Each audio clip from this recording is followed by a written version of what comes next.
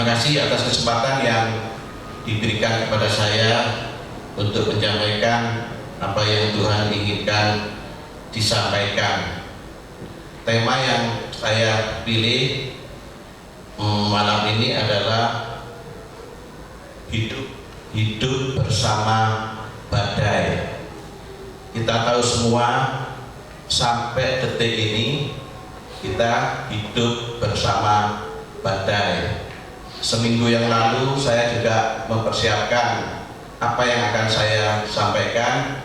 Saya menyampaikan, saya mempelajari, saya membaca dalam keadaan bersama badai. Jadi menyiapkan sambil kena badai, tidur sambil tenang. Nanti disiapkan lagi, bekerja lagi, berjalan lagi di dalam kehidupan, ada badai lagi. Jadi persiapan yang saya berikan pada sore malam hari ini adalah persiapan yang benar-benar nyata. Seolah-olah saya berada di dalam sebuah kapal yang diombak-ambing kanan kiri terus. Tapi puji syukur kalau sampai detik ini saya bisa di depan saudara untuk menyampaikan apa yang Tuhan berikan kepada saya untuk saya sampaikan kepada saudara. Di dalam Matius 26 kita buka bersama-sama.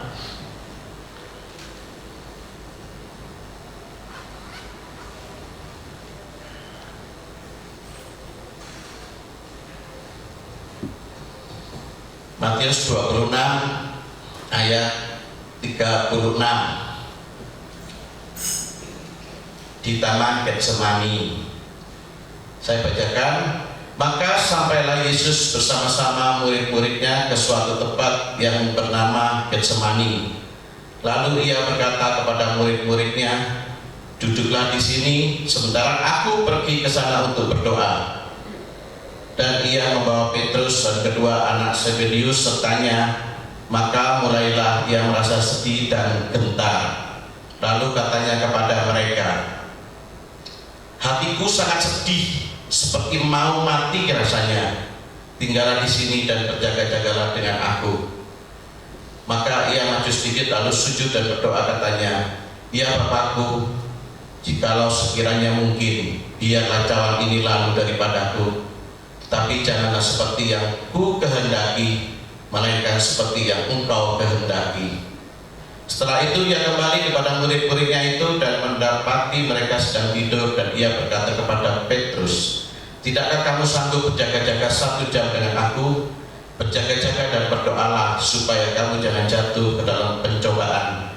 Roh memang penurut tetapi daging lemah. Lalu ia pergi untuk kedua kalinya dan berdoa. Katanya, ya Bapakku, jikalau cawan ini tidak mungkin lalu kecuali aku meminumnya, jadilah kehendakmu.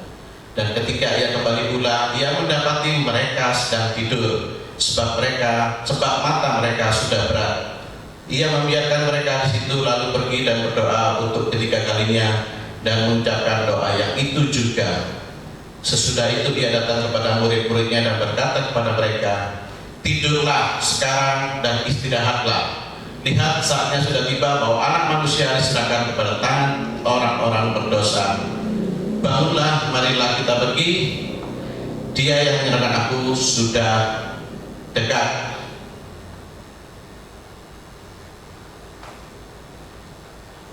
Kita tahu kita sudah berada di bulan 6 Juni.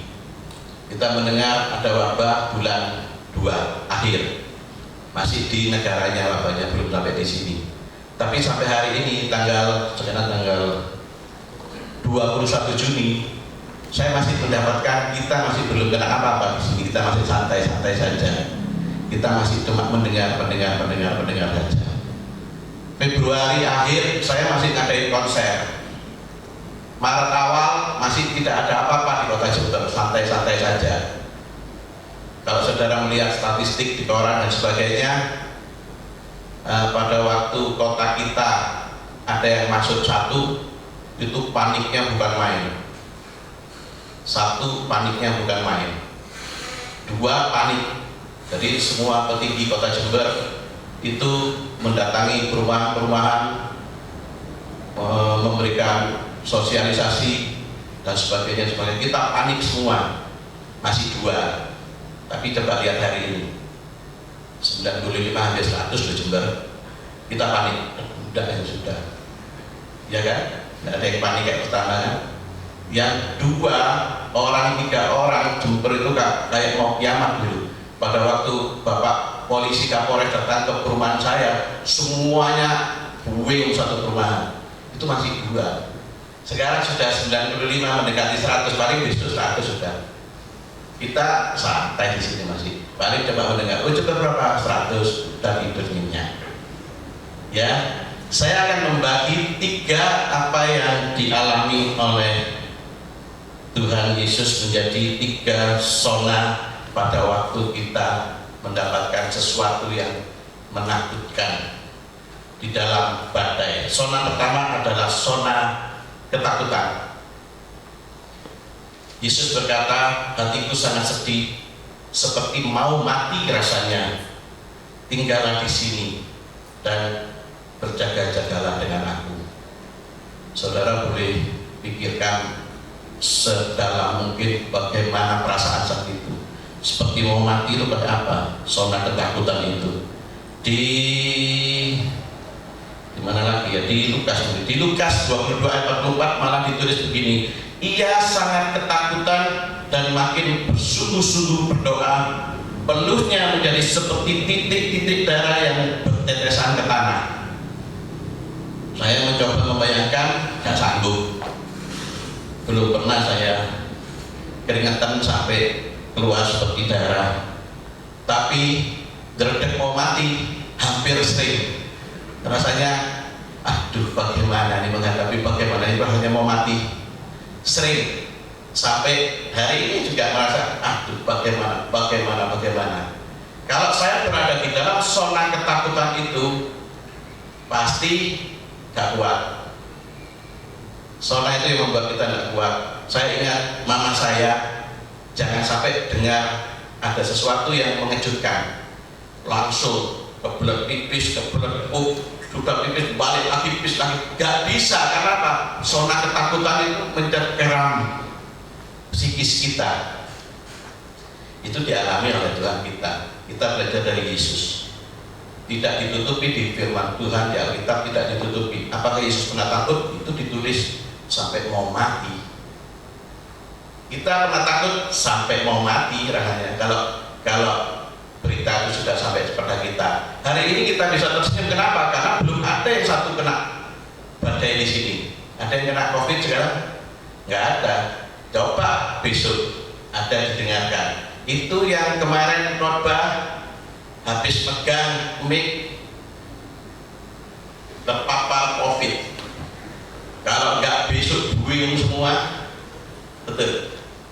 Itu yang main musik begini. Kemarin dulu di rumah saya ada katanya tukang sayur kena positif COVID.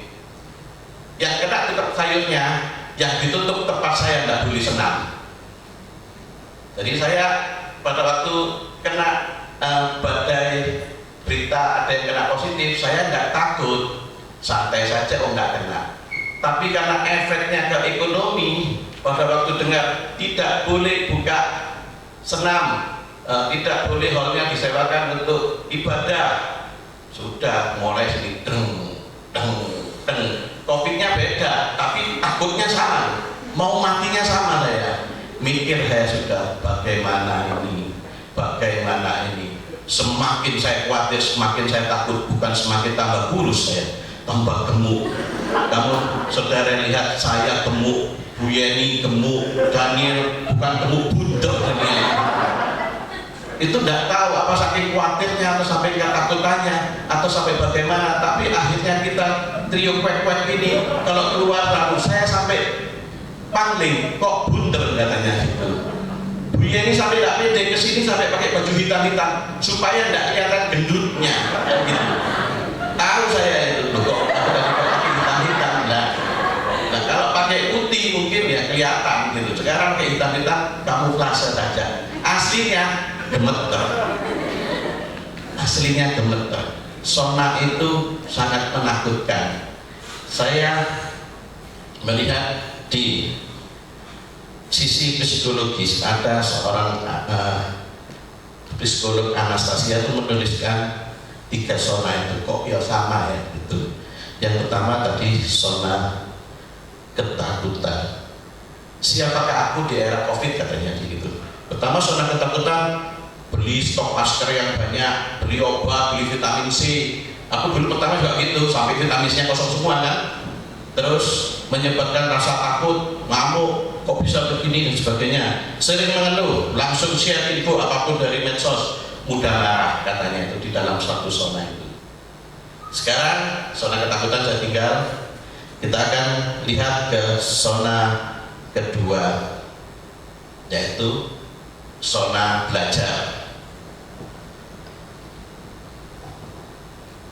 Yesus juga setelah ketakutan, dia ngomong lagi. Setelah itu dia kembali kepada murid-muridnya itu dan mendapati mereka sedang tidur. Bagaimana perasaan saudara? Ini sini ketakutan, di sana tidur-tiduran. Ya, coba saudara kalau dalam keadaan masalah, bagi saudara masalah ini sangat berat sekali. Aku nih besok harus begini. Tanya sama temennya, masalah itu aja dipikirin, gak baru mati dengannya. Ini Yesus mau mati rasanya, dapatkan muridnya sedang tidur, nyenyak lagi, ya kan gitu ya. Dan mulai mikir. Saya juga kalau menghadapi masalah, saya seperti belajar dari apa yang dialami Yesus, mikir. Kalau saya ngomong masalah, besok masalah saya nggak ada yang masuk kerja, saya harus kerja. Tanya sama Erik, besok tim saya yang bagian ini nggak masuk. Bagi Erik dijawab ini, emangnya gua pikirin Pak, nggak ada hubungan dengan saya. Silakan pikir sendiri. Bagi saya sudah mumet. Lah saya cerita sama Yeni, Yeni masalahnya lain lagi. Cerita sama Daniel lain lagi masalahnya. Betul.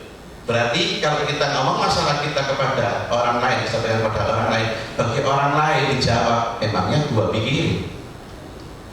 Bu Nani pernah mengalami masalah di dalam hidupnya, nangis mungkin Bu Naninya. Coba cerita sama Pak Bagio, paling Pak Bagio ngomong gitu, ya wis kan, mau diapakan lagi. Sing ngalami ini mau mati tapi kita nanti tidur supaya dia ngorok masih lepas kan. Lalu mati yang sakit ini di sini, yang sebelah ngorok. Itu, tapi dari itu kita mau bertumbuh, kita belajar. Oh ternyata masalahku bagi orang lain nggak ada artinya. Kalau aku pikirkan masalah tentang ini, rasanya aku mau mati, mau bunuh diri, mau segalanya gini. Aku tanya sama orang pertama di tingkat, aku punya masalah begini. Ya, ayo kita berdoa, ayo kita begini, ayo begini. Gak pernah dia merasakan apa yang kita rasakan. Yesus dan murid-muridnya juga gitu. Mau mati tidur muridnya, sakit hati. Tapi dari itu sampai Yesus ngomong pada Petrus ini, tidakkah kamu sanggup berjaga-jaga 1 jam dengan aku? Mungkin kata 1 jam itu hanya dikit ya, untuk tidak ngomong 1 detik dengan aku itu, saking pegelnya kira-kira. Berjaga-jagalah dan berdoalah supaya kamu jangan jatuh dalam pencobaan. Roh memang pendurut tetapi daging lemah. Itu Yesus sudah mulai bisa mempelajari bahwa oh berarti apa yang jadi masalahku bagi orang lain ternyata bukan masalah. Mulai ngedem-ngedemi hati. Saya juga punya masalah. Pada waktu saya ngomong sama ya masalahku gini, paling dilihat roh gini, ya sudah mau cerita kayak apa ya, ini yang cerita sama aku masalah gini, saya juga tidak bisa apa-apa ya, saya paling mendengarkan gitu. mendengarkan gitu aja. Karena apa? Kita beda pemikiran, beda masalah, beda hal dan semuanya. Tetapi dari itu kita belajar bahwa kita harus kuat di tengah masalah itu. Yesus ngomong lagi, ngomong kepada bapaknya, jikalau cawan ini tidak mungkin lalu kecuali aku meminumnya, jadilah kehendakmu. udah mulai bisa menerima. Jadilah kehendakmu. Pertama, menerima itu aku disuruh ini harus gini, mati rasanya. Tapi dipikir lagi, kalau memang aku harus menerima ini, jadilah kehendakmu. Sona belajar sudah ada di dalam Yesus. Saat itu juga luar biasanya Tuhan kita. Tadi yang saya lihat dalam perspektif psikologi yang tadi, kalau kita lihat di dalam bagaimana kita di dalam menghadapi COVID ini, tadi yang sampai belanja vitamin, kalau seorang belajar sudah mulai menerima kenyataan, sudah mulai stop membaca berita yang membuat cemas, sudah stop belanja berlebihan, mulai mengenal emosi diri sendiri, menyadari situasi dan berpikir untuk bertindak, stop share info dari medsos yang tidak jelas kebenarannya, menyadari bahwa semua pihak berusaha untuk melakukan yang terbaik. Itu di dalam zona belajar. Udah ngerti, udah gini. Pada saat saya, kalau kata diri saya sendiri, pada saat saya merasa ada COVID ini, saya mulai belajar, oh apa yang laku, oh ini yang laku, mulai yang laku saya ambil, dan saya sudah bisa hidup dari yang laku, mulai tenang, zona belajar itu. Sekarang kita akan masuk ketiga, yaitu zona bertumbuh.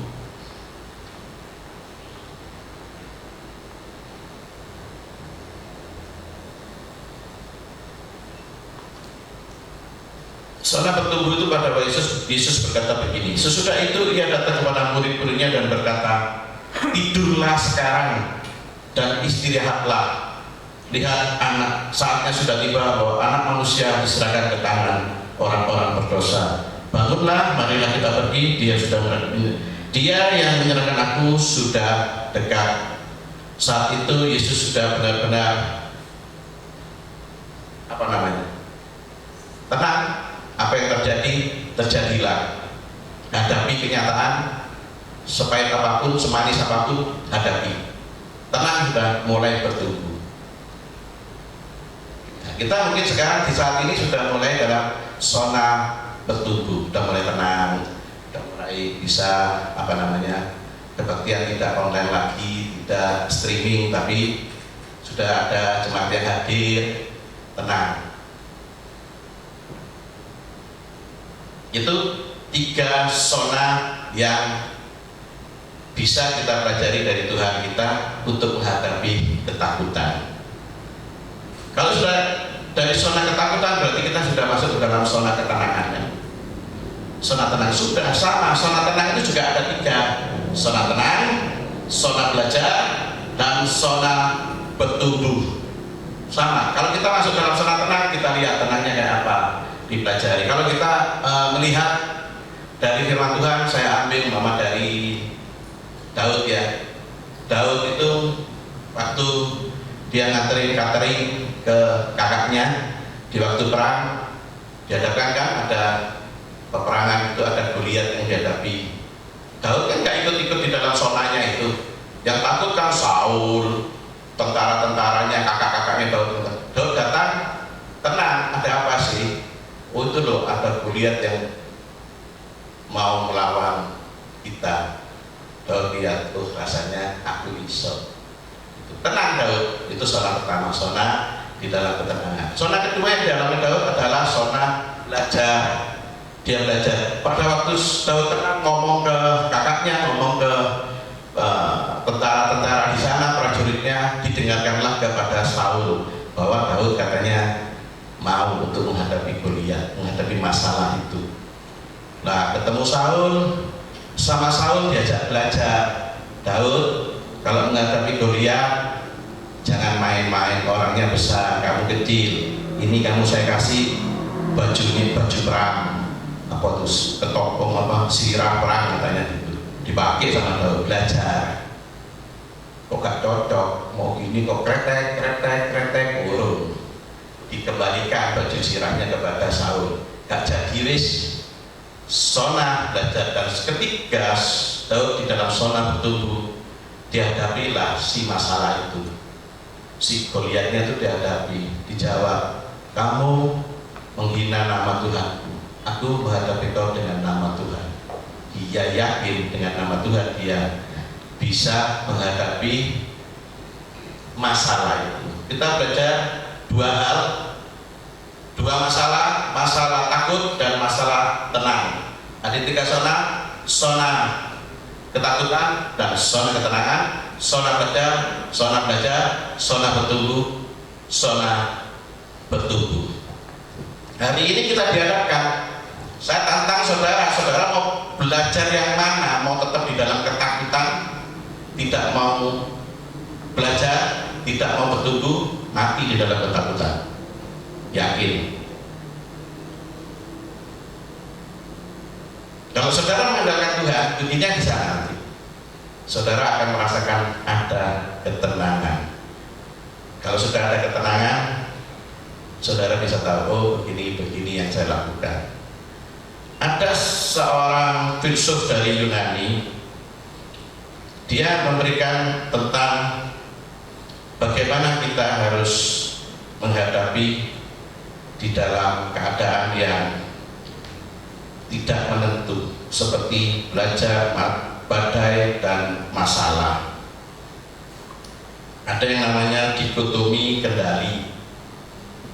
Kita harus tahu bahwa kita bisa mengendalikan apa. Kalau kita tidak bisa mengendalikan, yang jangan dipikir. Biasanya kan semua dipikirin.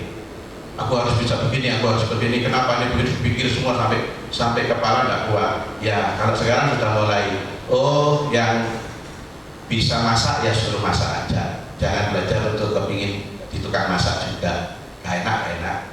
Kalau tidak enak, saudara dicemooh, masakannya tidak enak, stres saudara. Tak masalah lagi. Yang kita main piano, yang belajar main piano aja. Yang kita masak jangan main piano, stres dan tidak tepat-tepat, umat lagi. Kelihatannya begitu yang sederhana kan. Nah, tips ini tidak hanya kita menghadapi masalah COVID ini, tapi semua masalah yang ada di dalam hidup kita, ayo kita lakukan. Kamu dalam masalah apa? Oh, masuk zonanya masih zona ketakutan. Pelajari. Sudah mulai belajar, bertumbuh lewat itu ketakutan. Kalau sudah takutnya hilang, pasti ke dalam zona ketenangan. Di dalam Matius 14:30-31 itu tentang Petrus. Berjalan di atas air. Di dalam Matius 14 ayat 27 dulu. Tetapi segera Yesus berkata kepada mereka, tenanglah, aku ini, jangan takut. Kuncinya, lalu Petrus berseru dan menjawab dia, Tuhan, apabila engkau itu, suruhlah aku datang kepadamu berjalan di atas air. Kata Yesus, datanglah. Maka Petrus turun dari perahu dan berjalan di atas air mendapatkan Yesus. Petrus bisa berjalan di atas air apa enggak? Bisa kan? Yesus ngomong datanglah. Maka Petrus turun dari perahu dan berjalan di atas air mendapatkan Yesus. Tetapi pada waktu Petrus memandang Tuhan dia hebat, kalau kembali dia memandang kepada dirinya, dia jatuh. Matius 14:30. Tetapi ketika dirasanya tiupan angin, takutlah ia dan mulai tenggelam, lalu berteriak, Tuhan tolonglah aku. Segera Yesus mengulurkan tangannya, memegang dia dan berkata, hai orang yang kurang percaya, mengapa engkau bimbang? Ada dua hal. Mbak, saya ceritakan tadi, pertama, saya hidup seminggu ini, bahkan minggu lalu, bahkan tiap hari saya di dua hal ini. Pada waktu saya dalam keadaan memandang masalah saya, memandang kehidupan saya, rasanya nggak kuat. Didatengin orang, bertamu, tahu saya bukan bertamu toh, nagih utang. Itu saya juga mau kayak apa, rasanya nggak kuat hidup. Tetapi pada waktu saya pandang Yesus, ajaib. Pada waktu saya pandang Yesus, kekuatan itu mulai muncul lagi. Jadi bagaimana sekarang yang harus kita lakukan kalau kita hidup di dalam dunia? Tidak mungkin kita memandang Yesus terus kita ada orang nggak diurusi, ada masalah nggak diurus, tidak mungkin. Kita tetap berada hidup di dalam badai, itu berarti kita hidup itu hidupnya sehari-hari ini. Badainya ada, tetapi ada tetapinya. Kita pandang Yesus sebagai juru selamat, sebagai juru peredam badai, sebagai juru yang menenangkan kita. Nggak ada lain lagi. Saya kalau bersaksi tentang kehidupan saya sekarang selama COVID sampai hari ini, yang memberi rizki, yang memberi keajaiban apa? Tuhan. Tiap hari saya aneh-aneh jawabannya. Mama tiap hari ngecek tidak lewat saya, lewat intelnya. Saya punya intel yang namanya Jalis, diteleponi tiap hari sama mama. Payu opo gitu. Kalau mama sudah ada jawaban dari Jalis itu laku ini, mama tenang. Tahu saya. Terus pokok tak jawab katanya Jalis payu iki kok tenang gitu. Kurang ajar bisa Jalis kan itu. Iya. Daripada ditanya terus, tapi Jalis betul memberikan ketenangan sebenarnya itu. Daripada ditanya apa, sepi, waduh ke belakang terus mama nanti. Mama tiap kali ketelepon main itu di Cempaka sini sepi, tidak ada gini, mas lagi. Untuk mama jangan di dalam kecemasan, tenang aja, ada Tuhan Yesus. Ya. Nah, apa yang saya pelajari, saya pandang Yesus. Coba kita putar tangan ya, kalau mahasiswa pernah tahu. Angkat tangan semua. Putar searah ke kanan, putar ke kanan. Lihat ya, lihat sambil lihat tangannya ke kanan. Setuju? Ke kanan semua? Setuju ya?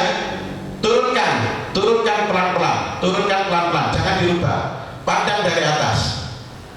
Pandang sekarang jarinya, bukan ke atas pandangnya di bawah ini. Pandang, putarnya ke mana ini? Ayo, tadi ke atas, putar ke kanan. Pada waktu tiap Tuhan kita putar ke kanan, ya.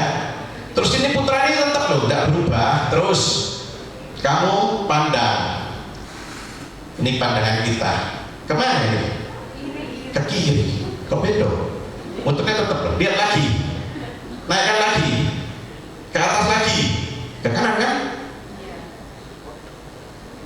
Bingung apa enggak? Iya apa enggak? Padahal muternya sama loh ya. Kalau kita memandang Yesus ke kanan terus, amin, selamat, amin, selamat, aman. Ya, pada waktu kita melihat masalah kita, amsyong, ya terus gitu terus, aduh terus, pusing terus, pandang lagi ke atas, gampang. Ceritanya gampang. Pikir bahwa Yesus dalam hidup kita. Kalau kita memandang masalah di dalam pikiran kita, dijamin 2 menit kita gini dalam masalah. Tetapi kalau kita pandang Yesus, apapun masalah saudara, dari hal yang terkecil paling besar, pandang. Ingat ada dikotomi kehendak. Yesus gak ngomong kalau kehendakku yang jadi silakan, kalau bisa aku nawar silakan. Kalau memang kehendaknya Tuhan jadi, kita tidak bisa apa-apa. Pasrah, kita bekerja sesuai tangan yang Tuhan berikan. Apa yang dijumpai tangan untuk bekerja, kerja terus, jangan berhenti. Urusan semuanya, urusannya Tuhan. Bisa tidurnya nanti saudara di tengah badai ini. Terima kasih, Tuhan memberkati. Pak Bagio, silakan.